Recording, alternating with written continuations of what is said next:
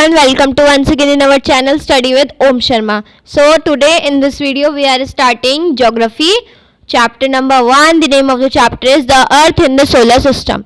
तो basically इस chapter में हम लोग क्या पढ़ेंगे, हम basically इस chapter में solar system के बारे में पढ़ेंगे, earth के बारे में पढ़ेंगे और जो हमारे other planets है solar system में उनके बारे में भी पढ़ेंगे. तो बेसिकली आप लोग जानते हैं कितने प्लैनेट, कौन कौन से प्लैनेट्स होते हैं हमारे, मरकरी, वीनस, अर्थ, मार्स, जुपिटर, सैटर्न, यूरेनस और नेपच्यून. टोटल कितने होते हैं, 8 प्लैनेट्स होते हैं. उनके बारे में हम पढ़ेंगे. ठीक है, हम पढ़ेंगे स्टार्स के बारे में और जो भी हमारी सैटेलाइट्स हैं इन उन सभी चीज़ों के बारे में हम इस चैप्टर में पढ़ेंगे. तो स्टार्ट करते हैं. How wonderful it is to watch the sky after sunset. कितना अच्छा लगता है सनसेट के बाद आसमान को देखना. One would first notice 1 or 2 bright dots shining in the sky. एक बार आपने ज़रूर नोटिस करा होगा कि जब सूरज डूब जाता है तो छोटी छोटी ब्राइट डॉट्स आपको शाइन करती हुई दिखती हैं आकाश में, है ना. छोटी छोटी बूंदें मतलब बिंदी सी दिखती है शाइन करती हुई स्काई में. Soon you would see the number increasing. फिर थोड़ी देर बाद आप देखोगे कि वो जो संख्या है उनकी ब्राइट डॉट्स की वो बढ़ती चली जाती है. You can not count them any more. अब वो इतनी बढ़ जाती है कि आप उसको काउंट नहीं कर सकते. The whole sky is filled with tiny shiny objects, some are bright other dim. तो जो पूरा चांद, जो हमारा पूरा आसमान होता है वो छोटी छोटी शाइनिंग ऑब्जेक्ट से, जो छोटे छोटे चमकीले ऑब्जेक्ट्स उनसे भर जाता है. कुछ तो ब्राइट होते हैं, कुछ चमकीले होते हैं, किसी की रोशनी थोड़ी कम होती है. It seem as if the sky studded with diamond. ऐसा लगता है कि पूरे आसमान में डायमंड, पूरा आसमान डायमंड से भर गया हो. They all appear to be twinkling. और वो जो सारी जो हमारे ब्राइटे शाइनिंग ऑब्जेक्ट होते हैं वो चमकने लगते हैं, ट्विंकलिंग करने लगते हैं. But if you look at them carefully you will notice that some of them do not twinkle as other do. लेकिन हमें लगता तो है कि सारे ट्विंकल कर रहे हैं, लेकिन जब हम उसे अच्छे से, अगर हम आसमान में सभी शाइनिंग ऑब्जेक्ट को अच्छे से देखेंगे तो हमें पता चलेगा कि कुछ तो ट्विंकल कर रहे हैं लेकिन कुछ ट्विंकल नहीं कर रहे. They simply glow without any flicker just as the moon shine. वो केवल ऐसे ही जल रहे हैं या सिंपली ऐसे ही ग्लो कर रहे हैं जैसे मून करता है. Along with these bright object, इन ब्राइट ऑब्जेक्ट के साथ you may also see the moon on most of the days. हर दिन आप मून भी देखते होंगे उन ब्राइट ऑब्जेक्ट के साथ. It may however appear at different time in different shape and at different position.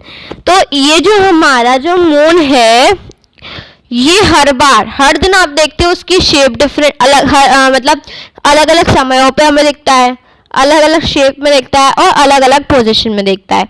और हाँ, जिन शाइनिंग ऑब्जेक्ट की हम बात कर रहे थे उनको हम क्या कहते हैं, आप लोग समझ ही गए होंगे, वो हमारे कहलाते हैं स्टार्स. क्या कहलाते हैं, स्टार्स कहलाते हैं.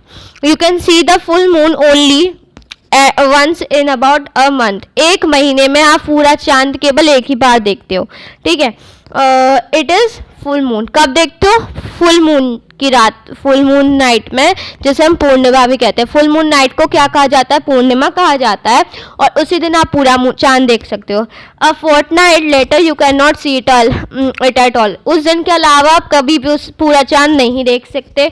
It is a new moon night और अमावस्या. और नया चांद आप कब देखते हो, नई मून नाइट को यानी कि अमावस्या को. On this day you can watch the night sky best. इस दिन क्या होता है कि पूरा जो नाइट, रात का जो पूरा आसमान होता है वो बहुत ही अच्छा लगता है और एक पूरी क्लियर नाइट यानी कि बहुत ही रोशनी होती है उस समय में. Do you wonder why cannot we see the moon and all those bright or tiny objects during the day? क्या आपको लगता है कि हम, आप ज़रूर सोचते होंगे कि केवल चांद और वो सारे जो टाइनी ऑब्जेक्ट्स हैं उनको हम रात में क्यों देखते हैं, हम दिन में क्यों नहीं देख सकते. It is because the very bright light of the sun does not allow us to see all these bright object of the night sky. जो हमारे मून और जो टाइनी ऑब्जेक्ट्स हैं ये दिन में भी होते हैं पर हमें दिखते क्यों नहीं है, क्योंकि जो सूरज की रोशनी होती है वो इतनी तेज होती है कि उस रोशनी की मदद से हम उनको, उस रोशनी की वजह से हम मून को और जो भी टाइनी ऑब्जेक्ट्स उनको नहीं देख सकते. The sun, the moon and all those objects shining in the sky night sky are called celestial bodies. Celestial bodies क्या होती हैं, सन, मून और जितने भी चमकने वाले ऑब्जेक्ट्स हैं रात के स्काई में, वो सभी सेलेस्टियल बॉडीज कहलाती हैं, यानी कि चमकने वाली चीज़ें जो रोशनी देती हों। Some celestial bodies are very big and hot. कुछ जो सेलेस्टियल बॉडीज होती हैं वो बहुत ही बड़ी और गर्म होती हैं। They are made up of gases. ये किससे बनी होती है? गैसेज से बनी होती हैं। They have their own heat and light which they emit in large amount. और इनके पास खुद की गर्मी और खुद की रोशनी होती है जो कि ये ज़्यादा अमाउंट में देते हैं या निकालती हैं। These celestial bodies are called stars. और इन सेलेस्टियल बॉडीज़ को जो बड़ी और गर्म होती हैं, जिनके पास खुद की हीट और खुद की लाइट होती है, उन्हें हम स्टार्स कहते हैं। ठीक है, ये सेलेस्टियल बॉडीज कहलाती हैं स्टार्स। और जो सबसे बड़ा सन भी क्या है? सन भी एक स्टार है।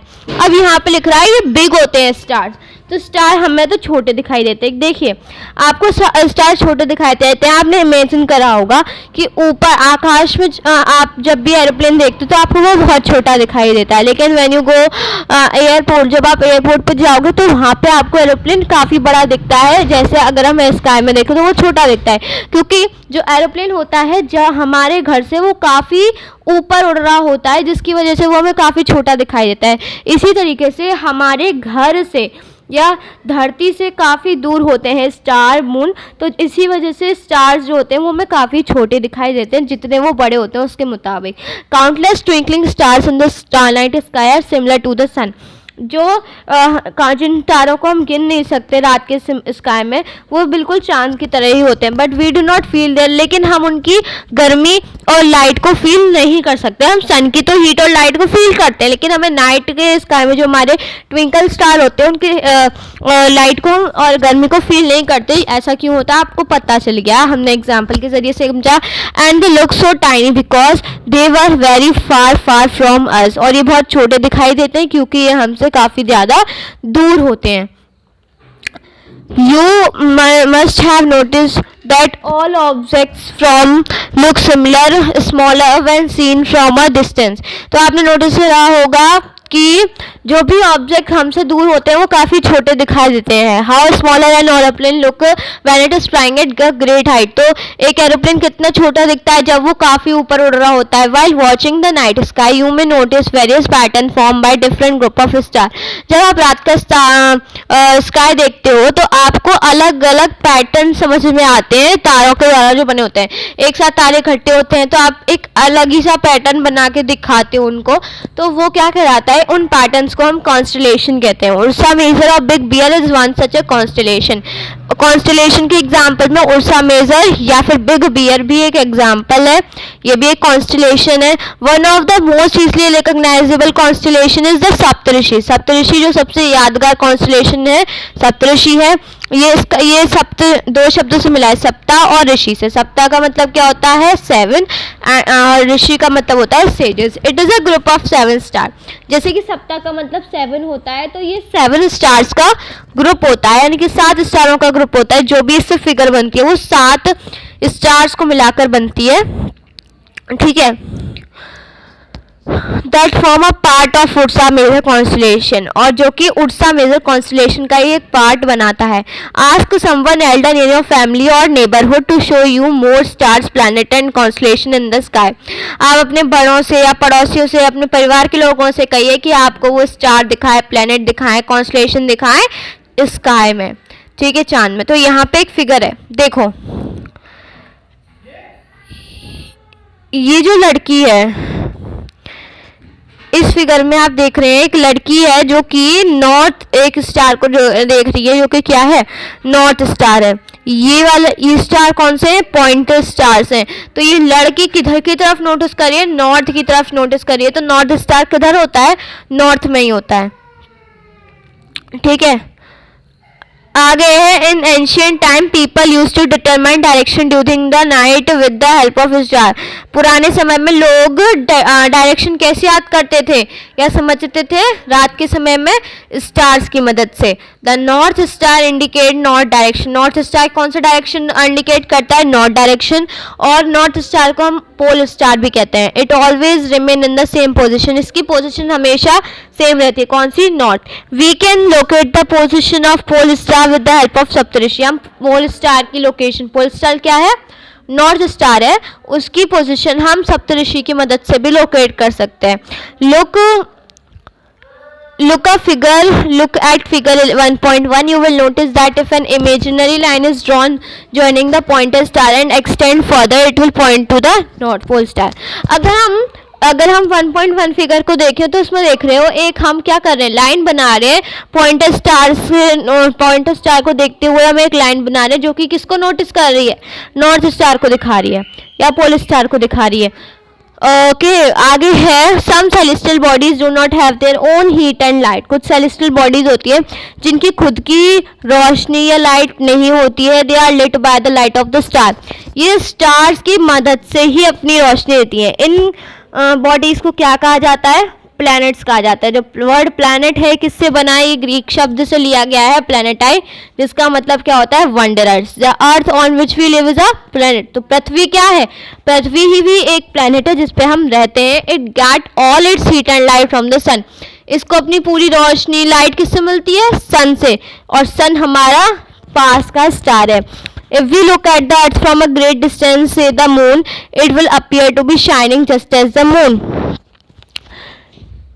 मतलब इसमें कहा गया है if we look at the earth, अगर हम अर्थ को देखें मून से तो बहुत दूर से, तो see the moon it will appear to be shining just moon की तरह भी वो एक शाइन करता हुआ हमें दिखेगा अगर हम मून से अर्थ को देखेंगे. The moon that we see in the sky is a satellite. जो मून है जिसको हम देखते हैं स्काई में वो एक सैटेलाइट है. It is a companion of our earth. ये अर्थ का एक कंपेनियन है और ये क्या करता है, ये गोल राउंड मूव करता है, अर्थ के राउंड मूव करता है. देखो अर्थ किसके राउंड मूव करती है, सन के, और अर्थ के राउंड कौन मूव करता है, moon. Like our earth there are 7 other planet. हमारी पृथ्वी की तरह ही 7 और प्लैनेट हैं that get heat and light from the sun. जिनको अपनी रोशनी और लाइट किससे मिलती है, सन से मिलती है. Some of them have their moons too. और किसी के पास खुद के मून भी होते हैं. इंटरेस्टिंग फैक्ट पढ़ लेते हैं. Jupiter, Saturn and Uranus have rings around them. जो हमारे जुपिटर, सैटर्न और यूरेनस हैं उनके पास रिंग्स भी होती हैं उनके चारों तरफ. These are belt of small debris. ये क्या होती है, जो रिंग्स होती है ना, ये डेब्रीज होती हैं, डेब्रीज वाली बेल्ट्स होती हैं. दीज रिंग्स में be seen from the earth. जो हमें अर्थ से दिख सकती हैं. किसकी मदद से, पावरफुल टेलीस्कोप की मदद से. अब हमारा नेक्स्ट टॉपिक है the solar system. The sun, 8 planets, satellites and some other celestial body known as asteroids and meteoroids from the solar system. Solar system क्या है, सोलर सिस्टम है हमारा सन और जो भी 8 प्लैनेट हैं, सैटेलाइट्स हैं, एस्ट्रॉइड, मेटेर, यानी कि जो भी सैटेलाइटियल बॉडीज हैं, इन सब के साथ में क्या बनता है, सोलर सिस्टम बनता है.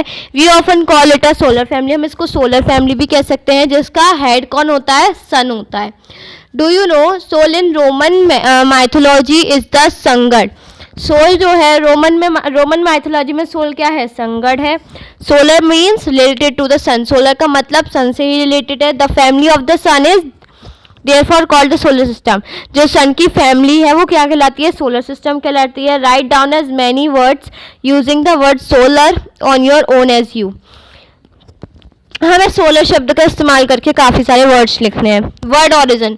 Many words used in a language में have been taken from some other. कुछ शब्द जो भाषा में यूज़ होते हैं वो दूसरी भाषाओं से लिए जाते हैं. जियोग्राफी फॉर एग्जाम्पल, जियोग्राफी जो है ये एक इंग्लिश वर्ड है. It has its origin in Greek. इसका एक ग्रीक ओरिजिन है. Which relate to the description of the earth. जो कि अर्थ के डिस्क्रिप्शन से रिलेट करता है. It is made up of 2 Greek word. ये किससे बना है, ये 2 ग्रीक वर्ड से मिलकर बना है. जी जिसका मीनिंग अर्थ है, एंड ग्राफिया जिसका मीनिंग होता है writing. Find out more about earth. Earth के बारे में और पता करो. देखो जियो और लॉजी, ये क्या है, geology study of the earth. Geometry measurement of the earth.